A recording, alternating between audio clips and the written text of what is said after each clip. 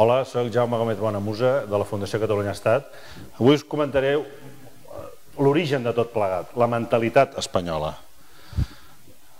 Unes perles aquí per presentar-vos.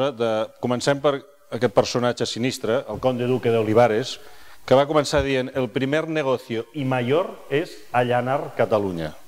O, ahora que os hemos asimilado y no tendréis que gastar dinero en luchar contra nosotros, parece razonable que nos paguéis con impuestos. O Juan Carlos I, més recentment, que diu que va tenir el comentari tan simpàtic de dir que aquí mai s'ha obligat a ningú a parlar en castellano. O el president del Partido Popular d'Espanya en el seu moment, que ens va dir que Catalunya és com Sèrbia i el president de la Generalitat com el Milosevic. Altres frases que tenim del Francisco Franco: estos catalanes hay que ahogarlos económicamente. Podríem dir moltes, que vengan cada año estos catalanes a por Alpiste, l'Alfonso Guerra. O què dir en el moment que representa que sí, que diuen que som espanyols, però menys quan els interessos econòmics representa que podem fer-nos forts.